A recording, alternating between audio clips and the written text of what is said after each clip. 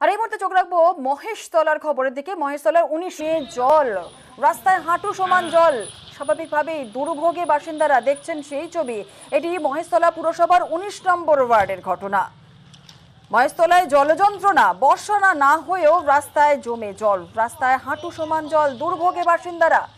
ঠিক কি জানা যাচ্ছে, কি বলছেন এলাকার বাসিন্দারা? সমীর রয়েছে আমাদের প্রতিনিধি, সমীর আরো বিস্তারিত বলবে। সমীর, দেখো, মহেশতলা পৌরসভার 19 নম্বর ওয়ার্ডে আকরা কর্মকার পাড়ায় রাস্তায় পানীয় জলের পাইপ ফেটে জলমগ্ন রাস্তায় বর্ষা না থাকায় জল হাঁটু সমান জল জমে আছে।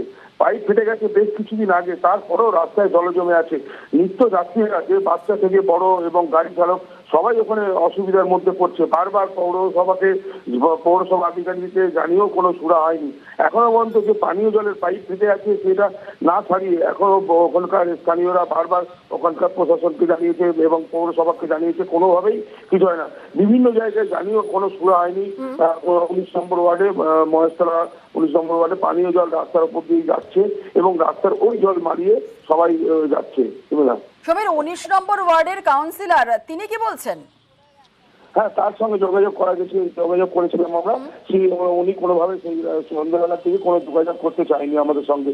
যেহেতু ওই পানীয় জলের যে পাইপ ফেটে আছে, দীর্ঘদিন ধরে ওখানে জলের পাইপ ফেটে আছে, ওরা নিজের ওখান থেকে যাওয়া আসা করে, সবাই যাওয়া আসা করে, কিন্তু নিজেরাও দেখছে না। আর আমরা যখন যোগাযোগ করেছি আমাদের সঙ্গে কোনো যোগাযোগ করতে চাইনি।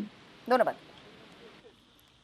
মাল একদম বন্যা হয়ে যাচ্ছে, তো গাড়ি ঘোড়া উপর দিয়ে লোক যাচ্ছে, মাল পড়ে যাচ্ছে। রাস্তা করতে গিয়ে জলের পাইপ ফাটিয়ে দিয়ে